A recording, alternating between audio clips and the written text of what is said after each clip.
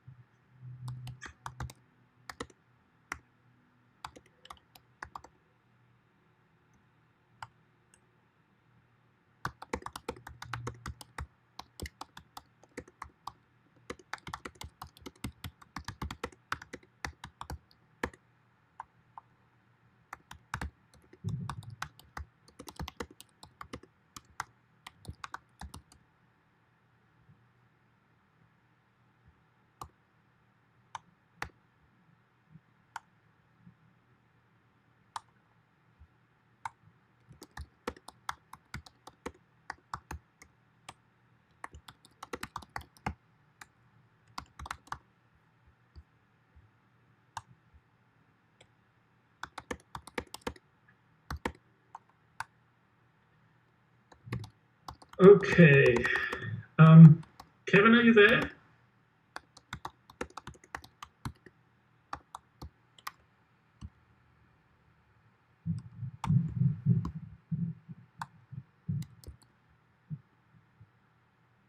Emila?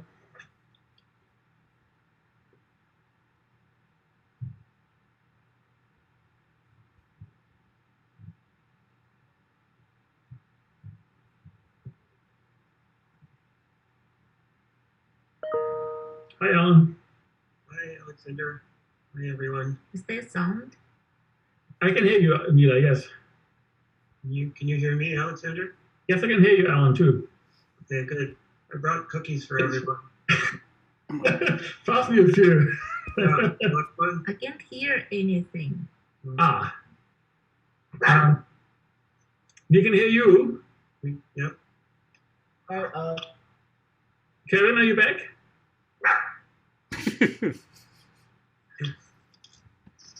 hello? Hello. Can anyone hear me? Yeah. Yes, we can hear you, Kevin. Can you hear us? Oh, good, good. Yes, I can hear everyone. Okay, good. Yep. I can see your slides. Yeah. So it's probably a good idea to keep doing most of the talk, unless you actually want to talk or ask a question. It's probably a good idea to keep your microphone muted just in case your dog happens to bark in the background or who knows what's going on. There can easily be a lot of accumulation of sounds, and sometimes there's feedback as well, I've seen, particularly if you have lots of people in the talk. I guess it's about time. So welcome to this week's seminar, this new format. Can I ask a question, Alexander? Absolutely.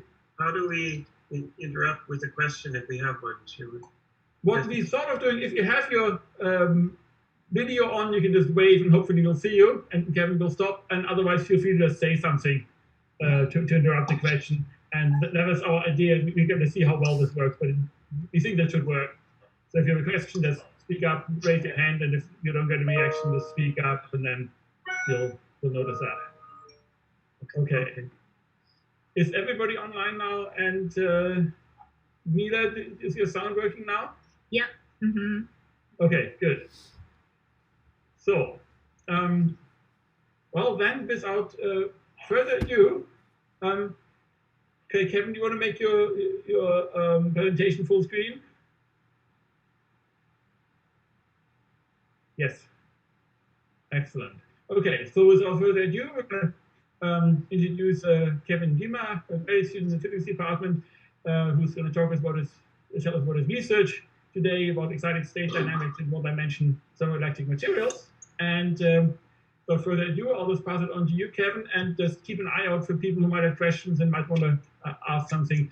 And I encourage everybody else, while they're not talking, to just kind of turn off their microphones if they figure out how that works. And well, without that, let's just go on, Kevin. All right. Just to confirm, everyone can hear me, right? Okay. All right. Hi, everyone. My name is KevinGima, and I'm studying excited state dynamics in one-dimensional thermoelectric materials. Okay, so before I get started, I need to lay out some quick background information, which is what is a charge transfer, why is it important? Okay, so here, right here, you have a couple of electrons, and here you have an electron hole. So you see lights, and it's exciting this electron. And then this electron breaks free and travels to this hole. So then after the electron transfer, this electron hole is filled. So charge transfer is simply the movements of electrons. Now, why is charge transfer important? One reason why it's important is because it has a lot of uses in the semiconductor industry. All right. So semiconductors are used in everyday things from cars to microwaves to everything else. So improving the charge transfer and the charge transfer rates within those semiconductor devices will definitely improve their efficiency. And furthermore, charge transfer helps us to study non-adiabatic dynamics. Let me explain what regular adiabatic dynamics is. So in the regular adiabatic approach, you have your nucleus or your nuclear states, and then your electron, which has your electronic states associated with it. In the regular adiabatic approach, we're assuming that the nucleus doesn't vibrate or move at all, so it doesn't move with respect to time. So because it doesn't move with respect to time, the orbitals associated with the electron doesn't change. So therefore, the expectation values of, like, for instance, energy, momentum, and everything else doesn't change with time. They stay with constant. So that's the regular adiabatic approach. Now, this is in contrast with non-adiabatic dynamics. In non-adiabatic dynamics, we're assuming that the nucleus position changes with time. It vibrates. So when it vibrates, the orbitals associated with the electron change. And when that happens, all those expectation values I mentioned earlier, they also change in time. All right. So non-adiabatic dynamics comes into play when we're studying charge transfer. Okay. So I studied the thermoelectric effects, but before I get into that, I need to make a quick contrast with the full photovoltaic effect. So the photovoltaic effect is simply when light shines on an electron and that electron gets excited. So if you look at the schematic I have here, you have sunlight. It shines out on this solar panel. Uh, you have your N types here, which is associated with the electrons, and your P types, which is associated with the electron hole. And you have your junction between the N and P types. All right. So when light shines, it excites the electron. Electrons move, and that induces a current. So as you see here, uh, this whole solar panel and the photovoltaic effect is being used to light this light bulb right here. So that's a quick example of the photovoltaic effect. All right, and this is in contrast to the thermoelectric effect, which is what I'm studying. Excuse me. So you have here in panel A a hot side and a cold side. Now initially all the electrons are right here on the hot side. So here on the hot side, you have some electrons that have more kinetic energy than other electrons. So the electrons with more kinetic energy uh, go here to the cold side, and then when enough of them gather on this end, they repel the electrons that have stayed behind on the hot side.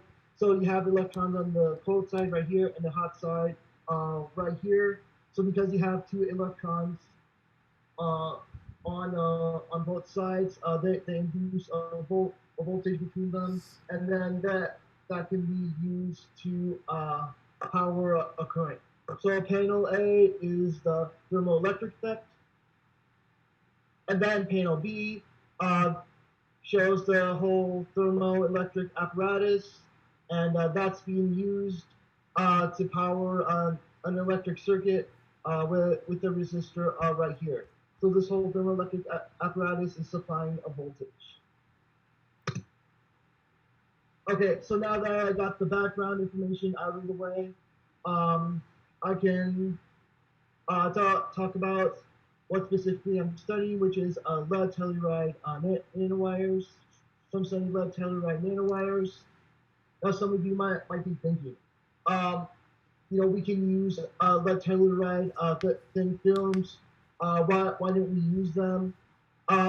Simply because researchers have found that with nanowires, they're easier to modify, monitor, and control. So for instance, if you want to modify the electronic structure or the atomic structure, which is specifically takes some atoms out and put new ones in. I'll get into more detail on that shortly. It's easier to do that with nanowires than films.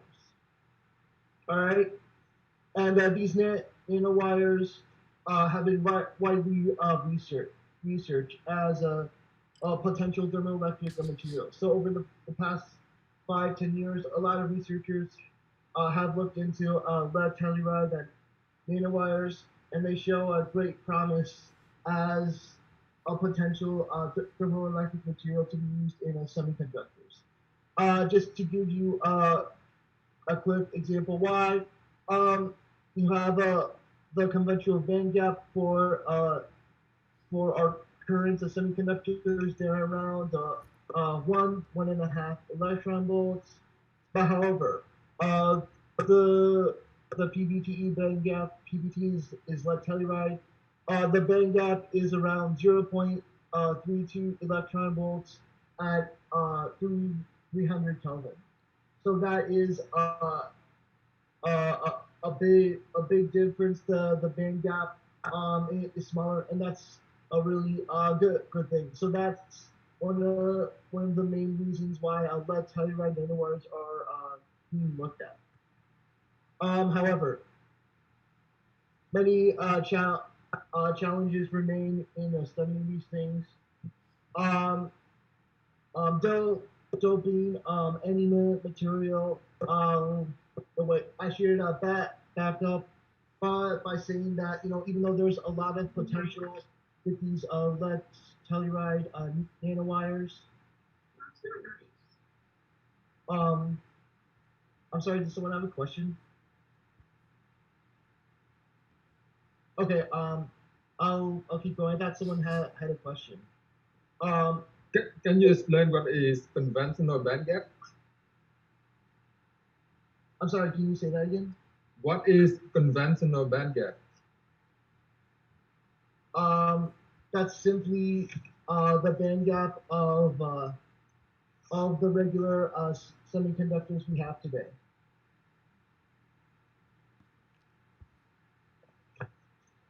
So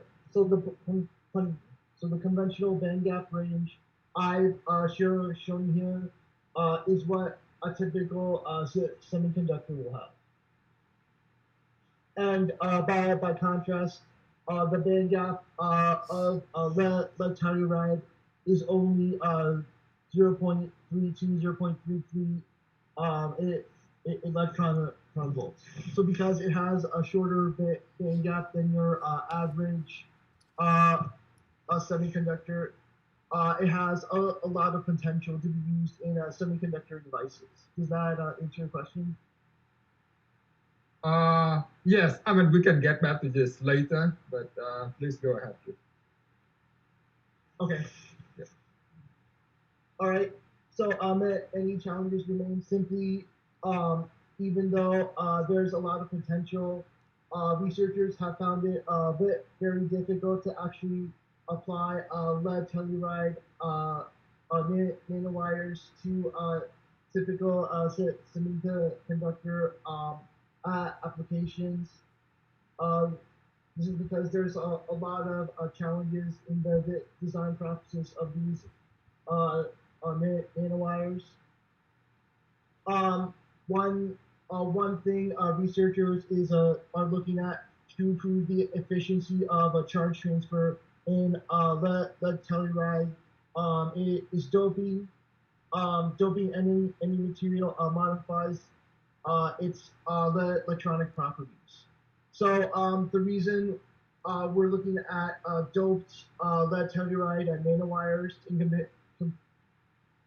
comparison to undoped lead Telluride nanowires is research in the past have found that doped lead Telluride nanowires have increased charge transfer rates, have better charge transfer rates, as opposed to undoped lead Telluride nanowires.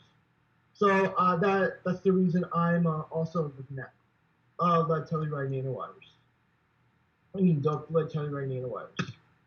So I need to go into the specifics of the doping process and how it occurs. Here on panel A, you have a regular undoped nanowire. So its valence band and conduction band remain unchanged. In panel B, you have sodium doping. So what's happening here is the valence band is empty. Is empty. One shell of it is empty, and then in iodine doping, one shell in the conduction band is filled. So now on panel D, we're putting sodium and iodine doping together. Well, what's happening here is that due to sodium doping, the valence band is empty, and then the electron from here goes to the iodine, all right, and the conduction band of the iodine is filled, all right. So if we remember from the periodic table, sodium has one extra electron and one valence electron, and iodine needs an extra valence electron to complete its shell. So what's happening here is that sodium, the donor, is donating its electron to iodine, the recipient, so it can fill its outer shell. So this is the doping process in a nutshell. Okay, and then here's a model of my doped nanowire. This is my lead telluride nanowire. These pink dots right here are my iodine dopants right here, and these blue dots right here are my sodium dopants. All right, and this region is my n-doped p-doped region. All right, and the length of the nanowire I'm looking at is around 110 angstroms. It has a cubic structure. It has approximately 300 atoms. There's a 1-to-1 ratio between my lead and Telluride. All right, and if you look at this chemical equation right here at the bottom, lead has two extra electrons in its outer shell. Telluride needs 2 extra electrons to complete its outer shell. So lead donates its 2 extra electrons to Telluride, and together they form a compound. All right. So important thing to note is that sodium replaces lead because they both have extra electrons in their outer shell, and then these iodine dopants right here, they replace the Telluride because they both need electrons to complete its outer shell. All right, so that's a quick recap of the structure of my nanowire.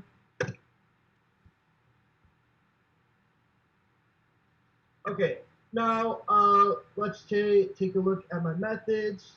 Well,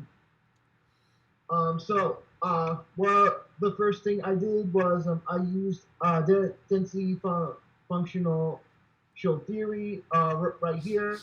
For those who don't know what density functional theory is, we all know in quantum mechanics we use the wave function, and we multiply that by the wave functions on complex conjugate, and we square, we get our probability density. Well, instead of using the wave function to compute expectation values, we're using charge density. That's this row right here. All right. So this charge density is computing did by multiplying the wave function by its complex conjugate right here. This times that gives us our probability density, and we're summing across all of our occupied orbitals from 1 to our HOMO, which is our highest occupied molecular orbital. So I use density function theory coupled with my FOSS software to find the energy and position expectation values, which I'll talk about more later. And then a quick note, I got the positions of the ions from Newton's equations, classical mechanics, aka molecular dynamics. I just wanted to make a quick note about that. And then, so I got my expectation values from density functional theory, and then I use non-adiabatic couplings right here to see how my energy and position expectation values change in time. So I'll get to into those results shortly. All right, and then right here, this is what I use to compute my transition rates, which is essentially how the rate at which my electron is jumping from orbital to orbital. So this is how I'm computing my transition rates. I just wanted to point out very quickly that this is analogous to Fermi's golden rule right here. So this is proportional to the charge density right here. So this rate is proportional to the charge density. Just wanted to quickly point that out. And then the last thing I have here is my density matrix. So I'm looking at how my density changes with time. A quick thing to point out here, the density I have here for my density matrix dynamics is time dependent. The charge density when I'm looking here at density functional theory is not time dependent at all. So this isn't time dependent. This is just a quick thing I wanted you guys to keep in mind. So this is what I use to see how my charge density is changing with time. This is I use the commutator between my Hamiltonian and my time-dependent charge density, and I added this to my transition rates. This is equal to that times my time-dependent charge density, and I use this to find how my expectation values of position and energy are changing with time. All right, so the next thing I have here are my observables. So I calculate, so from my expectation values of my electron and my electron hole energy, I use these to get my electron relaxation rates and my whole relaxation rates. So to find out how both of my energy expectation values are changing with time, I multiply the charge density associated with each orbital by each orbital's energy, and then I'm adding it across each orbital right here. All right. And then a quick thing to note is that if I sum up the charge densities for each and every orbital, they come out to 1. So so charge density in this case is analogous to our wave function. When you take the amplitude of the wave function, you square it, you get your probability density, and then if you integrate the wave function squared across all time and space, you get 1. It's the same thing right here. All right. So next we get my rates of relaxation, so my electron relaxation rates and my whole relaxation rates. So these relaxation rates are equal to the derivative of my my electron energy with respect to time and my electron hole with respect to time. So even though this is the way, this is technically what's used in practice, my MATLAB code used this integral form right here. So the integral form of these guys is what I used in MATLAB to find my relaxation rates right here. So I'm integrating across all time from 0 to infinity right here. I'm using that to compute my electron relaxation rates and my whole relaxation rates. All right, next slide. Okay, and I just wanted to very quickly point out the band gap law. So one of the primary goals of my research is I want to see how well my relaxation rates for my electron and my electron hole will follow this band gap law. My relaxation rate is equal to a constant times e to the negative alpha delta E. Delta E is the change in energy. Alpha is 1 over the Boltzmann constant times temperature, and this is the electron relaxation rate.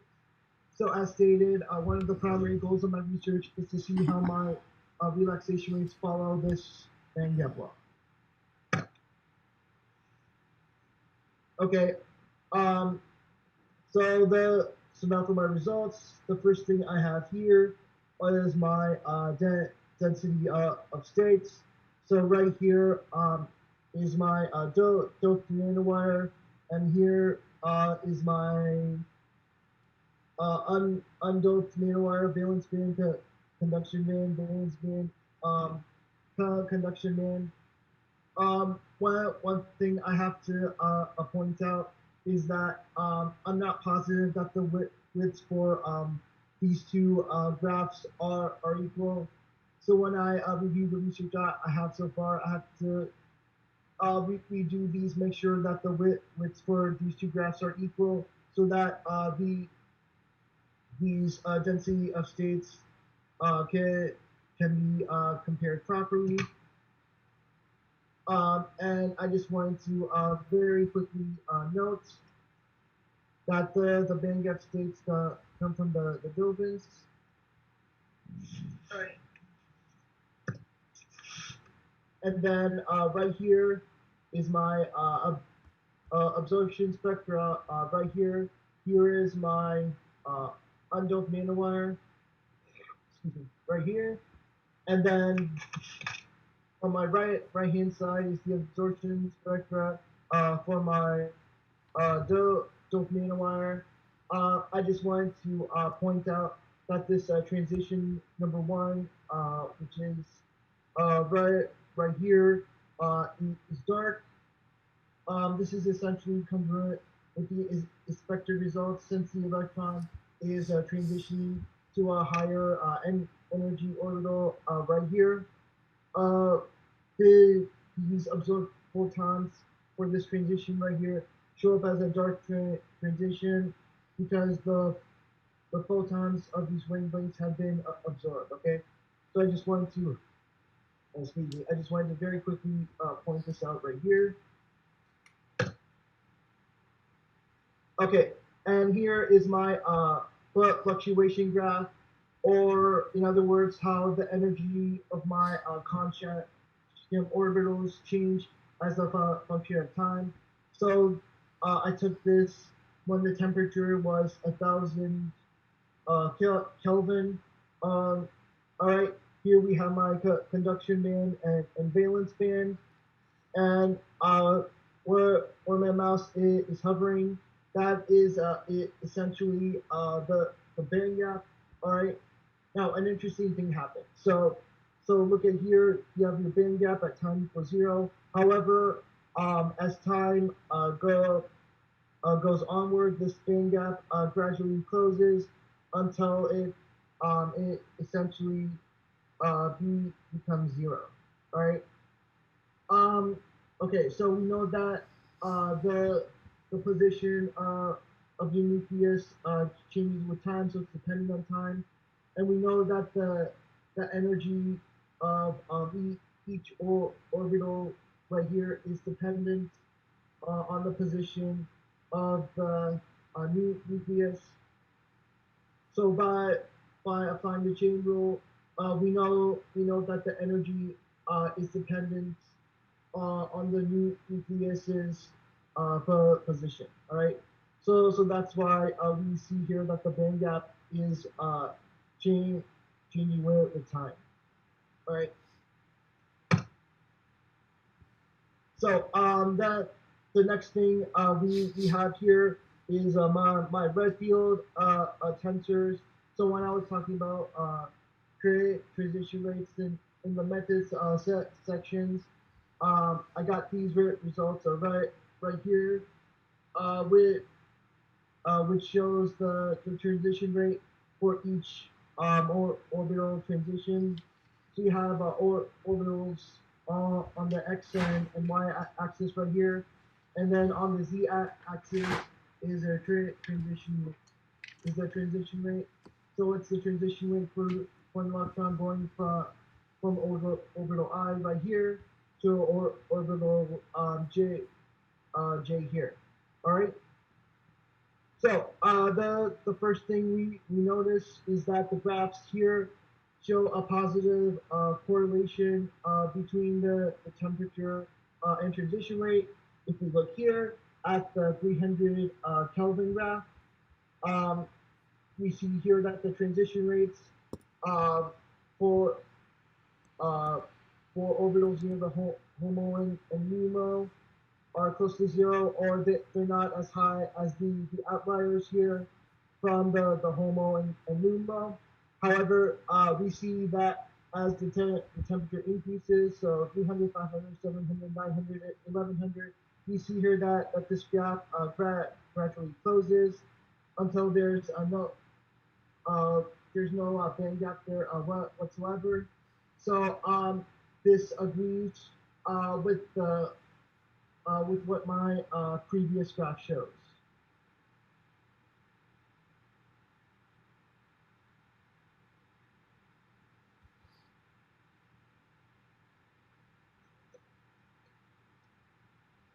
Okay, next slide. So these are the orbitals I've looked at in my research. So very quickly, I want to point out that my whole orbitals are localized near my my sodium dopants right here. All right, and then my electron orbitals are localized near my iodine dopants. So that's one thing you should notice very quickly.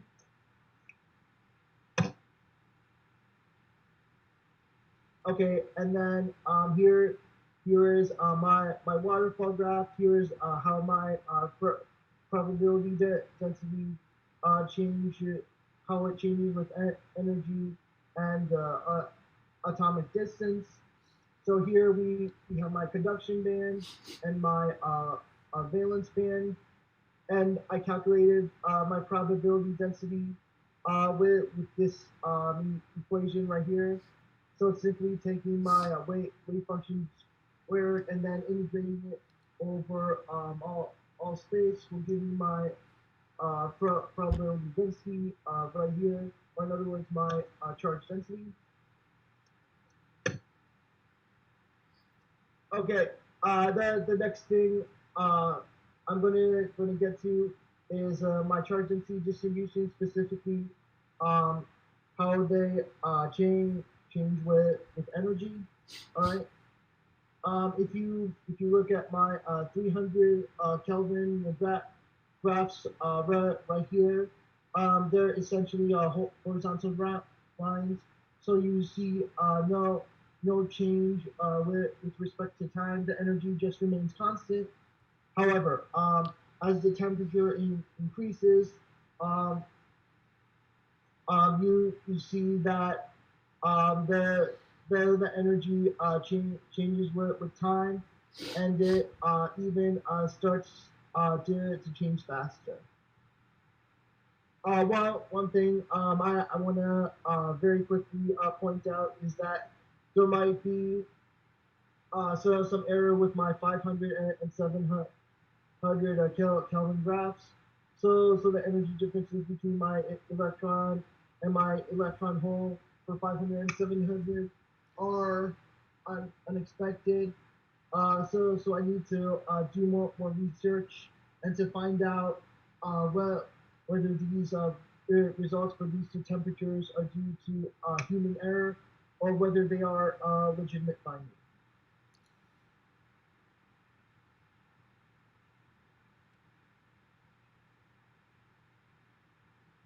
Okay, now in this figure right here, we're seeing how my charge density distributions are changing with position.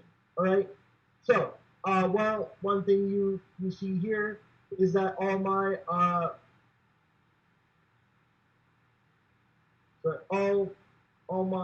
charge transfer is localized near my iodine dopants. So you have my sodium dopants right here, iodine dopants right here, and you see for all of my graphs, all my transitions, that the charge transfer is localized near the iodine dopants.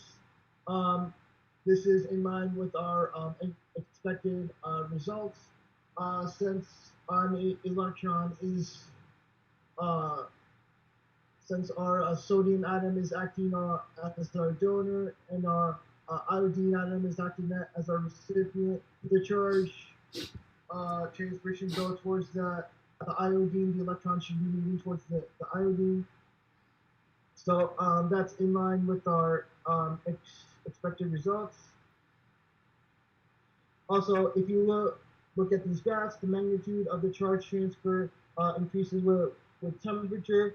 So if you look at these 300 Kelvin graphs right here, you see little charge transfer. By the way, the dashed line is my electron, and the solid line is my electron holes. I forgot to make that clear. So as I was saying, for my 300 Kelvin, there's very little charge transfer. However, as the temperature increases, the magnitude of that charge transfer increases. So I very quickly wanted to point out that qualitative observation. Okay, and finally, I'm studying how my relaxation rates are changing with my energy. So relaxation rates for my electron and my electron hole, and I've seen how they're changing with energy. All right. Well, one thing I see here is that the band gap law, which is what I showed you guys earlier, they seem to be only applied to electrons with higher temperatures. So you see here that the 700, 900, 1100 Kelvin graphs here, they seem to follow the band gap law perfectly. However, the 300 and 500 Kelvin graphs right here, they show a very limited correlation with the band gap law. And the relaxation rates for my electron hole, they don't really appear to follow the band gap law at all. So I'm going to say that the band gap law has a very limited applicability to my 8 electron holes. All right, and then the last result I have for you guys is I want to see how my relaxation rates changed with temperature. All right. So if you look at my graphs, one thing you'll notice almost immediately is that these graphs overlap each other. All right. So what this essentially means is that the rate at which my relaxation rates change with temperature is independent of my orbital transitions. So no matter what orbital transition you're looking at, the rate of change for my relaxation rate with respect to temperature is going to be the same for all of them, no matter what orbital transition you're looking at. All right. And then I very quickly surmise that these graphs qualitatively look like a Gaussian distribution. So that's how I inferred that alpha that was shown in the band gap law was 1 over the Boltzmann constant times temperature. Okay, so to wrap things up, these are the things I concluded. Doping definitely improves the nanowires of charge transfer. My results definitely make that very clear. We see that the band gap is inversely proportional to temperature. One thing to note is that in the future, researchers should look at the transitions between orbital superpositions. So when I showed the figures with my orbitals, they were all localized near the dopants. That result is probably not going to apply when we're looking at transitions between orbital superpositions. All right. So that's one thing to look at in the future. And then another thing I concluded was that the band gap law only applies to electrons at higher temperatures. There seems to be a limited applicability to electron holes, as my results show. And then another thing I want to point out is that my electron and my electron hole relaxation rates change at the same temperature rate. All right, and that rate is independent of no matter of orbital transition. So no matter what orbital transition you're looking at, the rate of change with respect to temperature is going to be the same for all of those transitions. Okay, and just a quick remark. How's my research going to impact industry?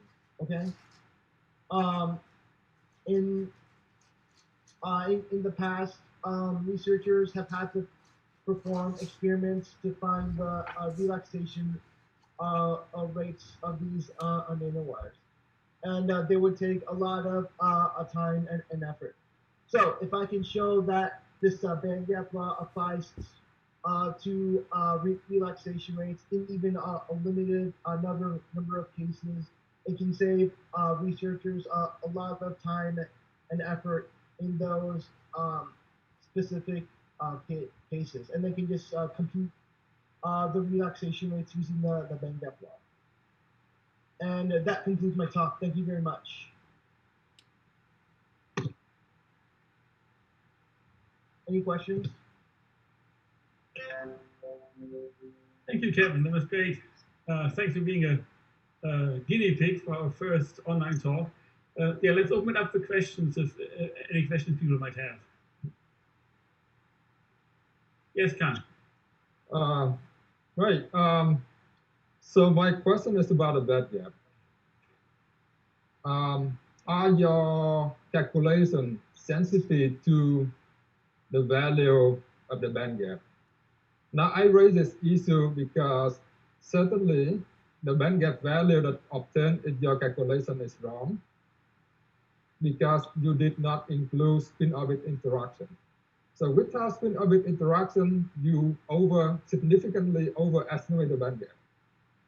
Now, if you include spin-orbit interaction, which you should do because spin-orbit effect is very, very strong in that Telluride, in that case, your band gap value is going to be underestimated, right? So it depends on how you do the calculation. Almost all the time, you're going to get the band gap value wrong, right? And that is fine. That is well known, right? So again, my question is, are your conclusions sensitive to the value of the band gap? All my conclusions are sensitive to the value of the band gap. I would say yes, definitely. As a part of my research, I looked at the systems of density of states and absorption spectra, and they're very sensitive to the band gap. So yeah, I would say that my researchers is at least somewhat sensitive to the band gap.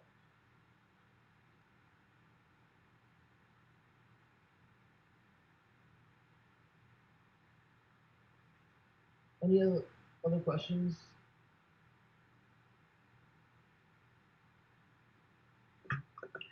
Hey, Kevin.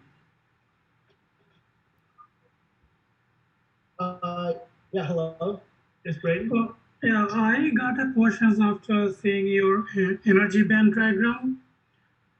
So I'm just wondering, how did you prepare your model to run molecular dynamics at 1000 Kelvin temperature? Because initially it shows that band gap is very wide open, and it's closed after like couple of femtosecond lag. So how did you prepare your initial geometry, initial model system?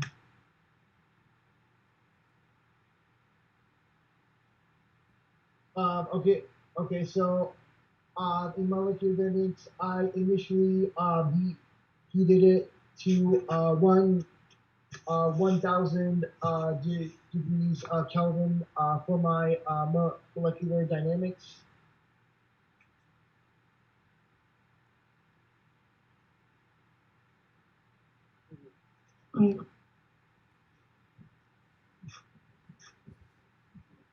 Okay, then why initial is band gap almost 1 electron volt open band gap, and then it's completely closed after like 200 femtosecond?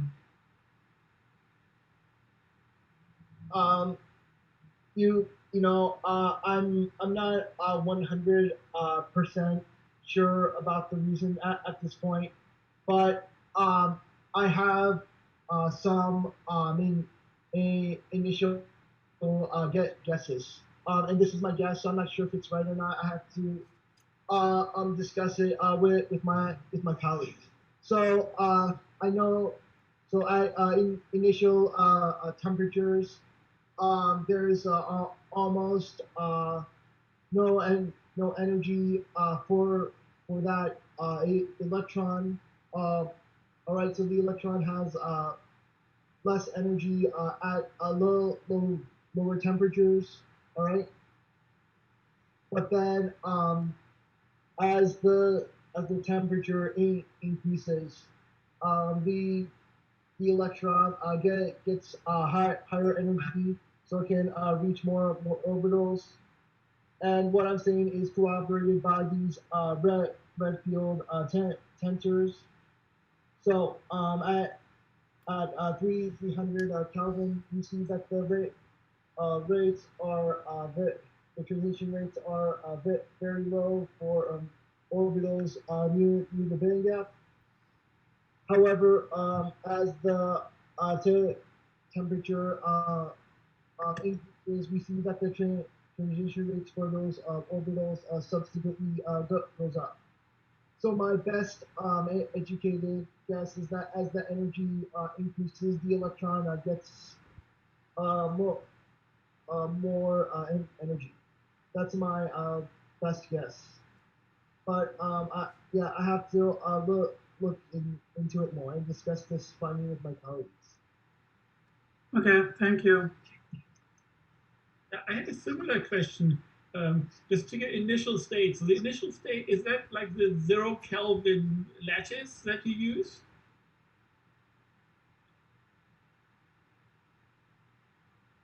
So I'm sorry, can you repeat your question? I didn't hear. So when you start your simulation, you have to have some kind of initial positions for your atoms, right? Mm-hmm. Is that taken from some kind of 0 Kelvin equilibrium lattice structure?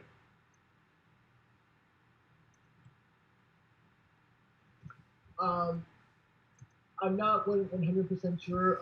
I have to double check on this, but yeah, I do believe that they were started at 0 Kelvin. Okay, so they're really, at that point, it's of course reasonable that they might change their atomic, I mean, the lattice structure at those high temperatures.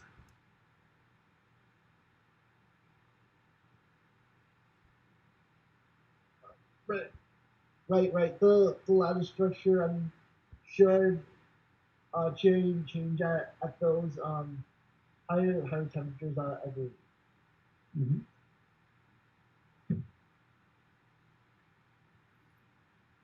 But there was one thing that I noticed is that at very early times, so presumably you start them all off at exactly the same initial condition, right? Yes. But the band gaps are not the same, right? At early times. The band gap.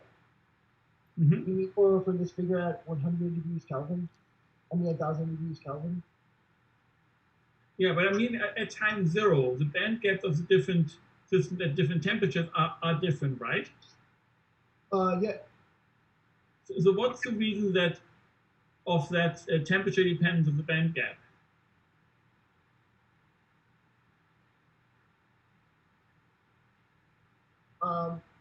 Again, I'm not 100% sure why the temperature depends on the band gap.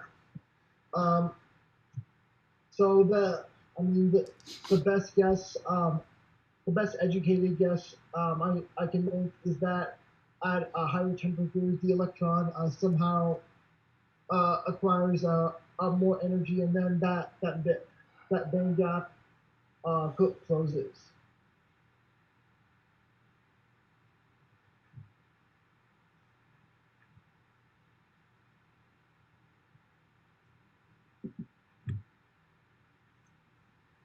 Did you or anyone else have any other questions? Yes.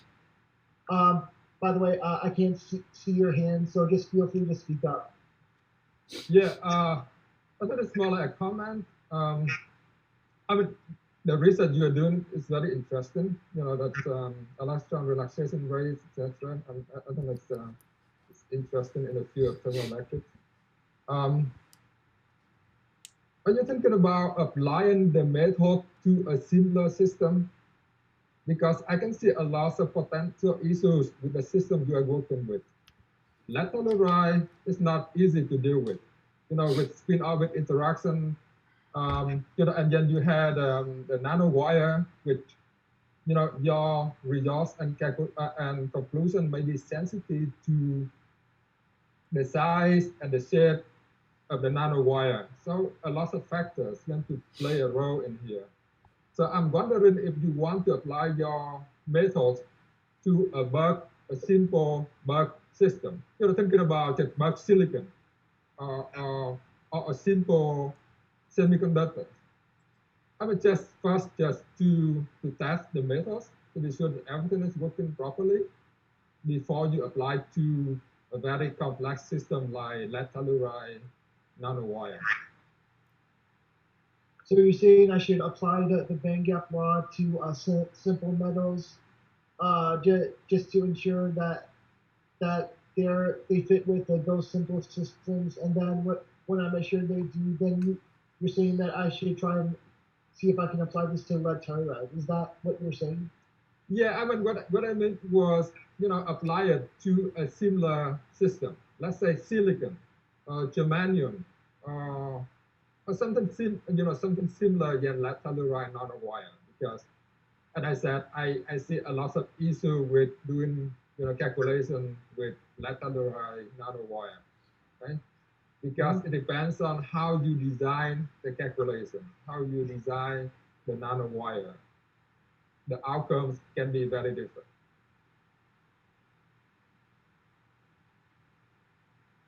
All right, I understand. I will definitely keep that in mind. Yeah. Any other questions?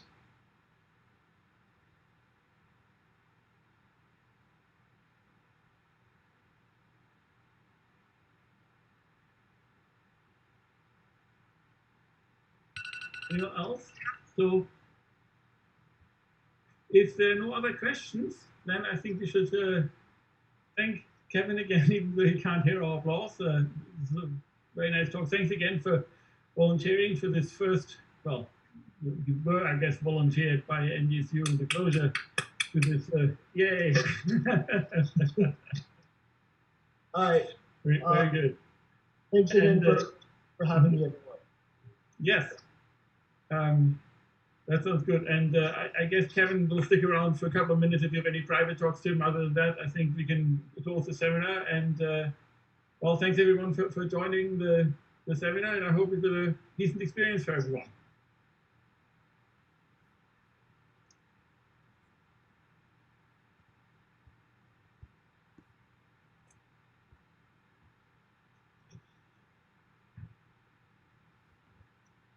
I guess everyone can see the group chat where there's a few discussion bits going on as well.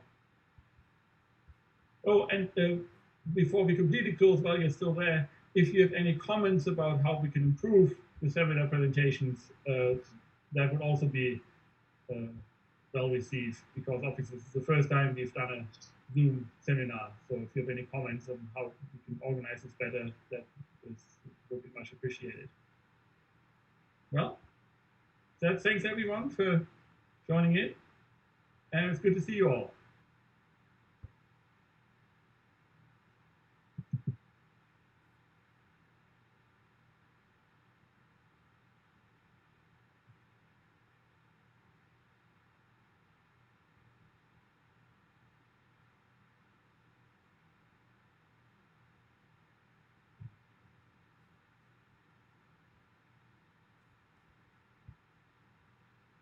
Oh, hi, Sylvia, I see you. Oh, yes, let me just do these